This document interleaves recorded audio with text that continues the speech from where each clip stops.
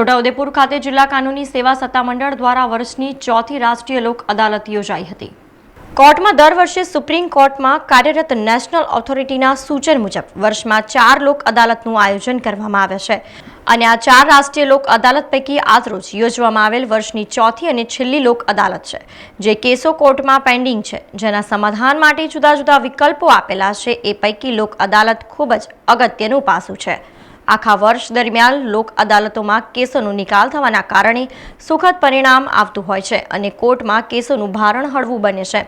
ગુજરાત રાજ્ય કાર્યરત ગુજરાત રાજ્ય કાનૂની સેવા સત્તામંડળના માર્ગદર્શન મુજબ અને છોટાઉદેપુરના પ્રિન્સિપાલ જિલ્લા ન્યાયાધીશ અને છોટાઉદેપુર જિલ્લા કાનૂની સેવા સત્તામંડળના અધ્યક્ષ MJ પરાશરના અધ્યક્ષસ્થાને આજરોજ છોટાઉદેપુર જિલ્લામાં વર્ષની ચોથી રાષ્ટ્રીય લોક અદાલત યોજાઈ હતી, જેમાં પક્ષકારોના સાથ સહકારથી વકીલોના પ્રયત્નો અને જિલ્લા કાનૂની સેવા સત્તામંડળ સાથે જોડાયેલા તમામ ઓથોરિટીના માર્ગદર્શન અને મદદથી મોટી સંખ્યામાં કેસોનો નિકાલ કરવામાં સફળતા મળી છે।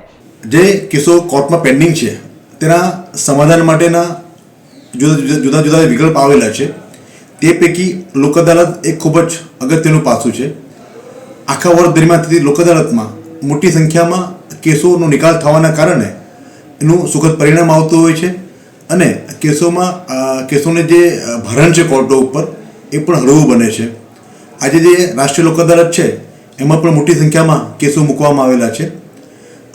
ગુજરાત રાજ્યમાં કાર્યરત ગુજરાત કાનૂની સેવા સત્તામંડળના માર્ગદર્શન મુજબ અને અત્રેની કોર્ટના પ્રિન્સિપલ ડિસ્ટ્રિક્ટ જજ સાહેબ અને જિલ્લા કાનૂની સેવા સત્તામંડળના ચેરમેન શ્રી MJ પરાશર સાહેબના અધ્યક્ષ સ્થાને આજની રાષ્ટ્રીય લોક અદાલતનું આયોજન કરવામાં આવેલું છે।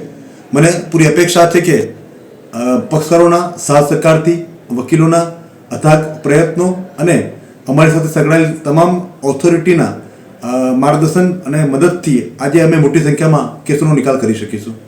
સમાચારોના સતત અપડેટ માટે TNN ન્યૂઝને YouTube પર સબસ્ક્રાઇબ કરી બેલ આઇકોન પ્રેસ કરો અને અમારી સાથે જોડાયેલા રહો Facebook, Instagram અને Twitter ઉપર।